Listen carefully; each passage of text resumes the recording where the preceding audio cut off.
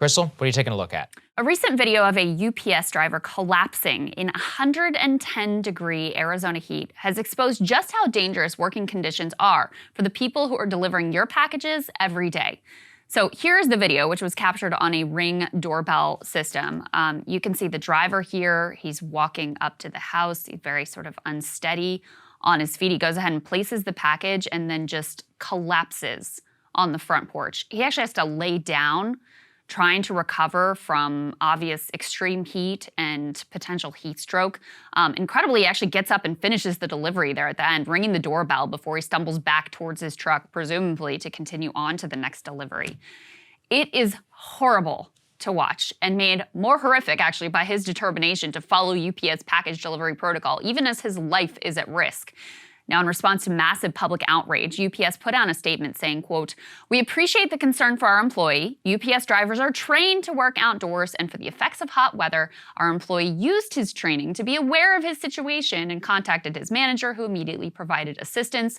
We never want our employees to continue working to the point that they risk their health or work in an unsafe manner." Now, the company has also pointed to the training they provide to workers on how to prevent heat-related injuries, things including nutrition advice and recommendations to get a good night's sleep. But the one thing they haven't provided is the most obvious solution: air conditioning inside of the trucks, something that their major competitors, FedEx and Amazon, both provide. Just think about that for a second. The conditions facing UPS drivers are so brutal that even Amazon, the company that was caught forcing their workers into such a grinding schedule they had to piss in bottles and shit in bags to keep up the pace, even Amazon thinks no AC in the trucks is going too far and too inhumane. And obviously, they are correct. UPS drivers have literally died from heat exhaustion because of these extreme conditions.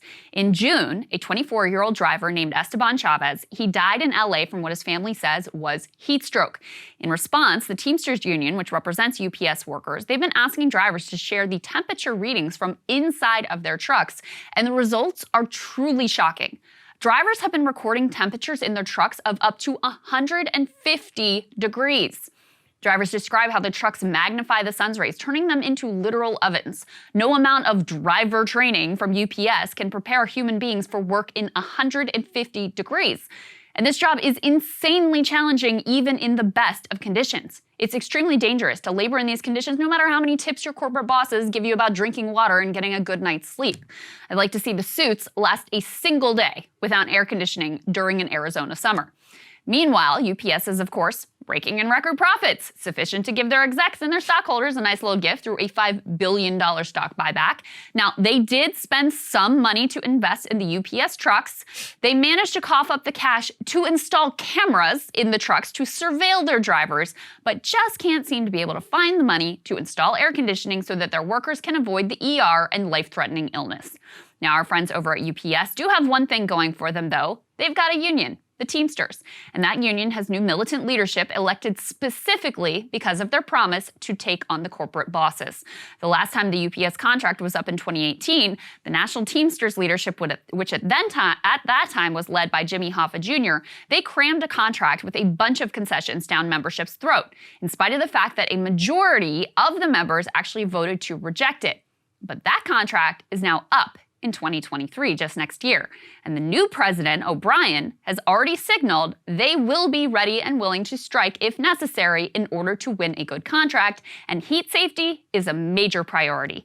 Needless to say, if the entire UPS workforce goes on strike next, that's going to be kind of a big deal for all of us. Now, heat exhaustion among UPS drivers, though, is really just the tip of the iceberg. Manual laborers from factories to farms are suffering with extreme temperatures, most without a union to even advocate for them. In fact, Amazon was just caught quietly installing improved AC in a New Jersey warehouse after one of their workers, Rafael Frias, died. Now, his co-workers and Amazon Labor Union President Chris Smalls, they all say this death was heat-related. Amazon claimed he had some unrelated personal medical condition. That's how they put it. Interesting, then, that they felt like they needed better AC if his death had absolutely nothing to do with the heat. And with climate change, of course, these conditions are only set to worsen. According to Axios, in 30 years' time, an extreme heat belt will emerge in this nation, stretching from Texas to Illinois.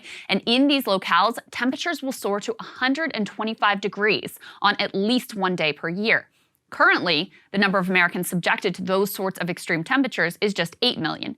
In just a few decades, that number is expected to balloon to 107 million. The hottest locations in America could see stretches of 70-plus days in a row with temperatures surpassing 100 degrees. Meanwhile, data from Europe shows that thousands were killed in that continent's heat wave last month. In a single week, Spain recorded 1,682 deaths from heat, while Portugal estimated there's at least 1,000 deaths in that same week. In Spain, a 60-year-old street sweeper actually collapsed and died in blistering conditions, prompting national outrage in that country and demands for reform. Clearly, it is long past time for air conditioning to be considered a human right, when lack of this essential technology is leaving people sick and outright killing them. In a wealthy nation, there is simply no excuse for allowing workers to be treated like this, and to wonder whether going to work will be a death penalty, all because some air-conditioned corporate exec decides they'd rather fatten their bank account than keep their workers alive. That video from UPS, I think, pretty shocking, but it also just shows you cable news is ripping us apart, dividing the country, making it impossible to function as a society, and making it impossible to know just what is true and what is false. But the good news is they are failing and they know it. That is why we're building something new, a new mainstream, a healthier one, something more trustworthy, something that we are going to need in one of the most pivotal times in American history. We are building up here for the midterms, for the upcoming presidential election, but we need your help. So if you can help us out by becoming a premium member today at breakingpoints.com, we're trying to change America for the better and the entire world. So what are you waiting for, guys? Go to breakingpoints.com and sign up and help us build a new mainstream.